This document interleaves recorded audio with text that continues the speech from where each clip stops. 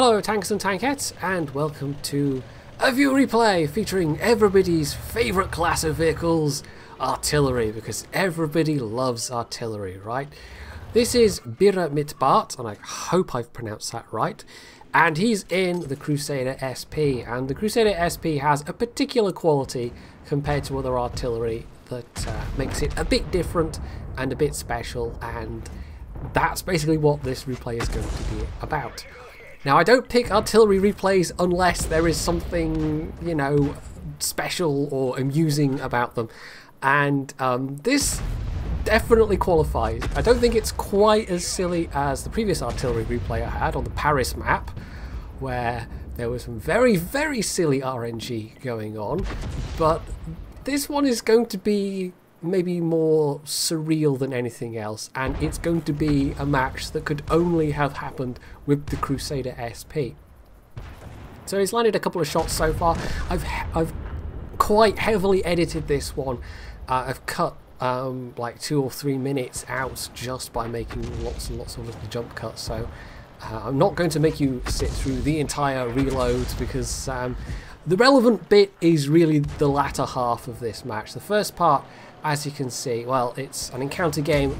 A lot of his team went to the forest, not a lot went to the cap circle, and the enemy team has done basically the opposite. They've more heavily committed over on that side. And he started off helping out with the forest where it really wasn't necessary, and maybe could have done some more damage over by the cap circle, but ultimately it probably wouldn't have made that much difference, because the Crusader SP doesn't exactly do a lot of damage. It's not a big upgrade from the Burt, the tier 6. In fact, you actually start off with the Burt gun, but this is Bira using the top gun in this case, which is, it's some funny, I can't even remember, it's like 7 point something inch, it's like 139 millimeters. It's a very odd caliber, because, you know, that's how the Brits did things. We measured things by the weight of shell. So he's trying to hit the spotted things, and actually did get a blind hit there. This is one of those, I mean, it's like the Burt, you have to get a lot of hits to rack up any appreciable amount of damage, and these days, because this is a 920 replay, your chance of getting penetrating hits are vanishingly small. So it's lots and lots of little splashes, basically. But of course, you do now also get the stun mechanic, so if you get your teammates damaging something you've stunned, you actually get some benefit from that as well. So it doesn't necessarily matter if you haven't done a huge amount of damage. Now, that one I initially thought, oh, that was a penetrating hit, but no, it wasn't. Somebody else hit him at the same moment, basically. So it was still a decent hit. It was nearly 300 from that splash, but yeah, no, it wasn't quite as good as the number flashing on the screen looked. Now, at this point, you notice the 12T coming in this direction, which is very bad news. Not high health, but it has an auto-loader, and, well, he's got to reload. So this is where the mobility of this thing comes in useful, and he almost certainly got spotted, but there's nothing really to fire back at him right now, and the 12T didn't seem inclined to go for him. Unfortunately, somebody else has actually killed the 12T, so that's that immediate problem solved. So, because the gun on this thing is essentially facing backwards on the chassis, he was able to just immediately, you know, start aiming again. He didn't have to turn around the whole thing. Take note, however, of the KV-2 that just got unspotted on the A line that had killed the other allied artillery. And maybe, you know, take note of the fact that I don't think Bira was paying attention to the minimap that much. I don't think he noticed that KV-2. So once again, trying to help out his few remaining allies at the cap. I mean, his team did try and push across, basically, and now it's just a couple on each side. He is the only remaining artillery in the match, so he doesn't have to worry about getting counter-batteried, but he is reliant on his teammates for actually getting spotting. And there's that KV-2. Yeah, so they clearly had decided to go hunting for artillery, and that's bad news for Bira, because although he's in a bush, and he does have camo and binos, you know, the KV-2, like, KV-2 could kill him with a splash. The KV-2 wouldn't even necessarily need to land a direct hit. If he like hit underneath the tank, I'm pretty sure that would kill Bira, because he's only got like 350 hit points. So, into the water, as is the natural instinct of all artillery, but in this case it was because it was the only low ground available. He wasn't actually trying to drown himself. And with that reload, he's able to kill the KV-2 because the KV-2 just fired on the move and actually didn't hit, even though obviously it gets the accuracy bonus when doing so. Somehow Stalin decided that that shot was not going to connect, so RIP KV-2. Meanwhile, the T-34-85M has died, just leaving the Hellcat alone. And the Hellcat has got, like, they've got enough hit points to survive a hit, I think. But it's a Hellcat, so it's not exactly got a lot of armour. Does have mobility, though.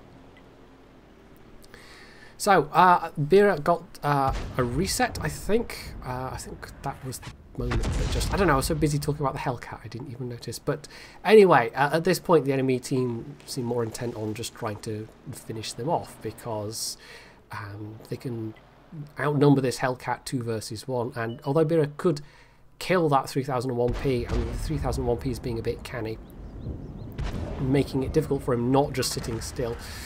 So there goes the Hellcat, doesn't even manage to get a hit into the T-150, and that just leaves Bira alone against both of these tanks. The VK is likely to find him first because the VK is rather fast, but, well, it depends who spots who first and who gets the better RNG. So there we go, he spots the VK, VK fires, misses, Bira aims, and there we go, finishes off the VK, so that's that. And that just leaves the T-150, but the T-150 is definitely not a one-shot. The T-150 actually has enough armor that it's going to take 3, 4, maybe even 5 hits to kill this guy, so this is where it gets silly. This is where it gets absurd. So there's one. The T-150 found him, and Bira managed to get that hit in. So we've sped things up a little bit here in between the shots. I'm not doing the jump cuts anymore. So Bira withdraws once again, uses his mobility, which is superior to that of the T-150. And there's not that many artillery that are particularly fast. So once again sets up, doesn't even have to wait for the binos to come back up, but this means the T-150 has also seen him, and then that return shot goes in the track. So wow, okay, that was pretty lucky. That was very lucky, in fact. Did I mention this is going to be a bit silly and surreal? So once again, reversing, doesn't even have to turn to aim the gun because the gun's pointing backwards effectively. Once again sets up in a bush to spot. And because he's got the binos and the camo net, he's got a very good chance of outspotting the T-150. And although this isn't a hard-hitting gun, it does at least aim quite quickly. So he didn't have to sit and wait and wait and wait for the reticle to close. And it's also got a fairly reasonable traverse arc, so that helps as well. So once again, pulling back. Waiting for the T-150 to be spotted. I did mention this got silly, didn't I? We're getting down on time now as well, and yeah, I bet they're regretting their decision not to just cap the T-150 and the VK. They could have. They could have capped, and they got greedy. They decided, oh, we want this last artillery kill. It's just an artillery. What can go wrong? And if I were in their shoes, I probably would have capped, just because I knew that this was a fast artillery, and because the VK was on such low health. So setting up once again, doesn't quite finish the T-150, oh, but he could take the hit, and the T-150 misses, and because he tracked the T-150, I don't know if the T-150 had time to repair there, but with the stun anyway, the tank would have been moving slowly regardless, so that gives Bira more than enough time to once again just pull back and set up for what hopefully will be the final shot. And if he does this, it's going to be ridiculous. And bear in mind, the T-150 with the 107mm can roll high enough to just one-shot him. So it's all in the hands of RNGers now. So that's the T-150. T-150 gets the shot, but it's not enough. It's actually a low roll.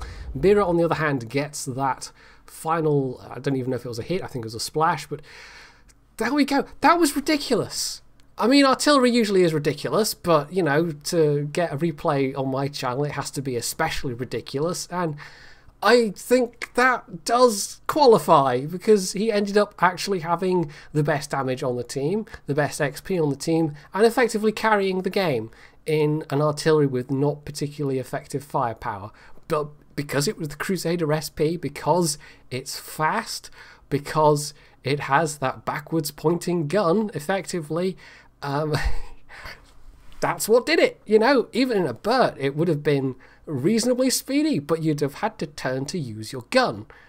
So yeah, it was a bit of a meme game, this one, but I don't know, it entertained me, and I felt it was silly enough and surreal enough to be worth showing on the channel. So this was not a serious replay at all. This was a replay about a very specific and silly set of circumstances, and the enemy team making very silly choices at the end there and getting overconfident and greedy, and Bira getting quite lucky with some of those shots, and especially taking that hit in the tracks. And yeah, it's just one of those things that just all of the RNG stacked up to where at the end of the day he walked away a winner, even though probably, you know, statistically speaking, he probably shouldn't have.